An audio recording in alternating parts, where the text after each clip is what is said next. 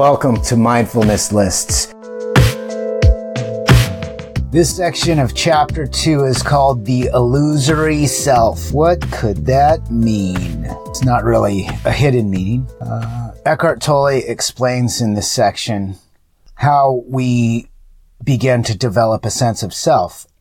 As children, I love, this is one of my favorite sections of the whole book because it lays it out so clear of how we develop a sense of self. And it's so simple. And it happens at such a simple time in our lives. We're children. You learn your name. You start to think that you're that name. And then we start to identify with things. Our toys, boy or girl, all the things that we identify with. And when you identify with something, what it really is it's considering yourself to be that. You start to identify with your name. You are your name. Identify with your sex. You are your sex. You're a man. You're a woman. All those things that go along with that.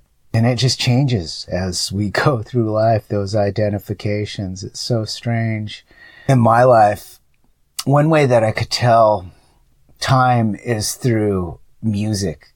That's one of the few ways that I could tell what was going on in my life. When I was 10, maybe 10, around 8, it was probably 1978. I know that rock and roll, AC/DC was big back then. I think Van Halen 1 was just coming out at that time. Those were things that I identified with.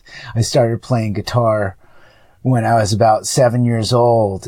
And it was strange how we identify with things and why we identify with things. I just, from a very young age, from the time that I was about 2, I would ride in my dad's truck. And he had an 8-track player. Maybe some of you younger people don't know what those are, but that was back in the day. That was how they played music in cars. They had these big, huge tape cassettes that were called 8-tracks. And my favorite band when I was 2 and when I was 3 was the Doobie Brothers. And I'd always grab this 8-track, and I'd stick it in the player with both of my hands. I was just a little kid. It was crazy back then. I'd ride around on the floor of my dad's truck and no baby seats whatsoever. I did a couple of face plants. That's probably why I'm crazy now. But, it probably made me stronger. But from a very young age, I just wanted to hear music. I would love to hear music. It just made me feel good. Like most people, I'd love to dance. And Long Train Running was the song that I loved by the Doobie Brothers. Look it up.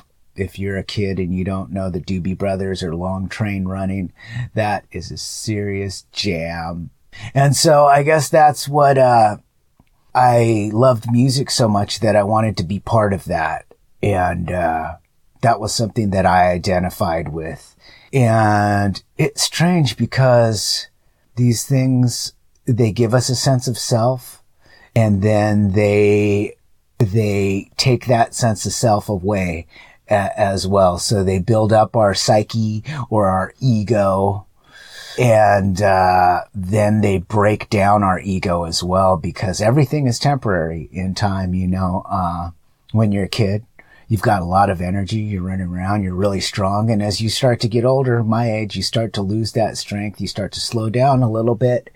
And if you do some reading, you'll realize that everything is temporary. Or if you just do some observation, you'll realize that everything is temporary. And it's so strange because you build yourself up and life is like a big circle. You're helpless when you're a baby, and then you start to gain more knowledge. You start to become stronger, and then you start to go down that slippery slope on the other side. And it could be scary if you identify with these things. You feel like you're starting to lose it. Your skin starts sagging. You start to get gray hairs. You start to lose hair. I feel better though. Like I know I'm well past my prime, but I feel so much better than when I was a kid.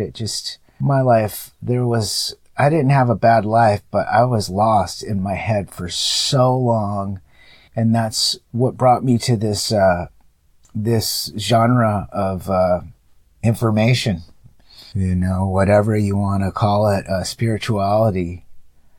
I was just looking for something, and I definitely found it. And it's not like, and that's another identification, people, I'm sure you've heard the term seekers before.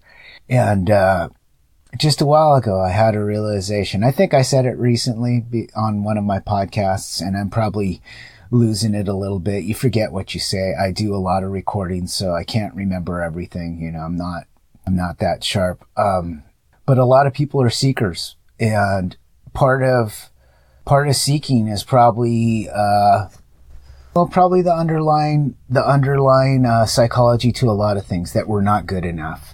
And when you find something that works for you, let me tell you, take my advice, just go with it. If it works for you, that's great. Just go for it. Eckhart Tolle, he lays out the way that we work, and it's very simple. You take this stuff, you use whatever else you've learned and other things. What I do is I just kind of mix and match.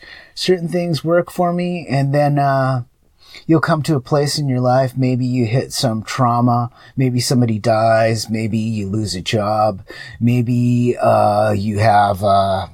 maybe you get divorced or something, maybe something happens, stuff happens, and it's hard. It's really cliche and easy to say just BS sayings like, oh, every cloud has a silver lining. Stuff like that does not help. You need tools.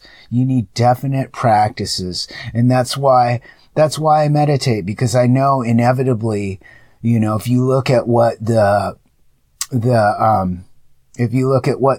Buddhist mythology talks about, they talk about aging. They talk about pain and suffering. They talk about, what Buddha found was the sick person, the old person, and the dead person. Everything's changing constantly.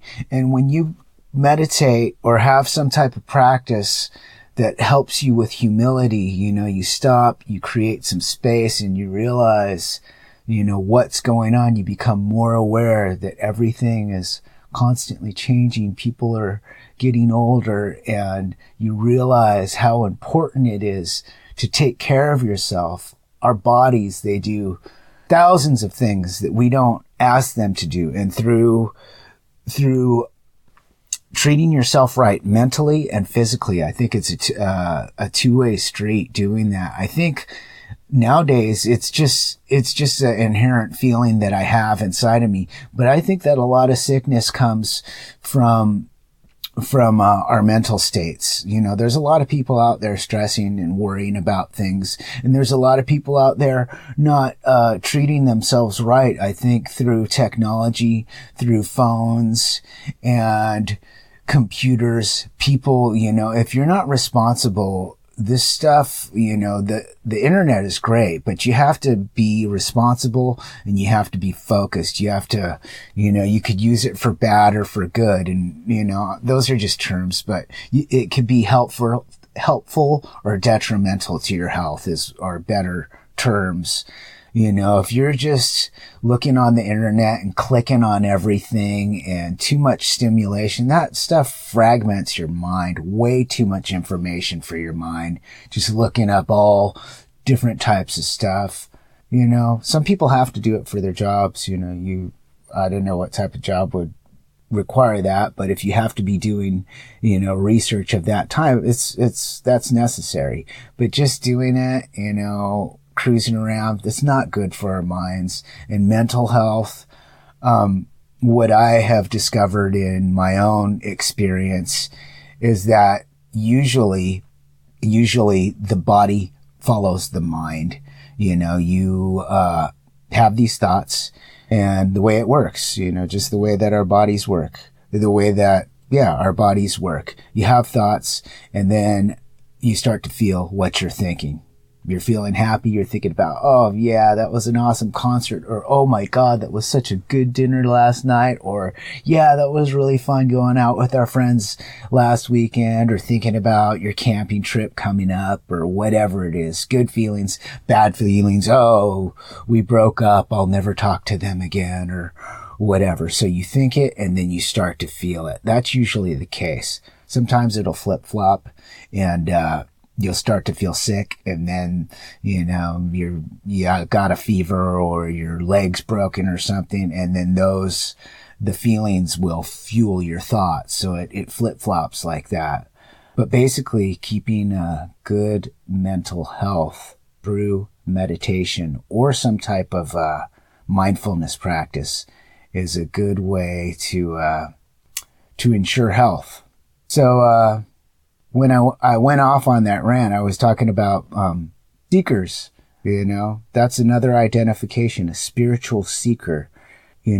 My suggestion to you would be find some good tools that work for you, whether it's meditation and, the thing that, meditation, it's a broad term. Like when I meditate, I focus, my definition of meditation is being aware of awareness. That's what I focus on. I'm like sitting here and I hear a car drive by. Who is it that hears that car? It's awareness. Who is it that sees the blanket that's sitting in front of you? It's awareness. And that's what I focus on. I focus on awareness.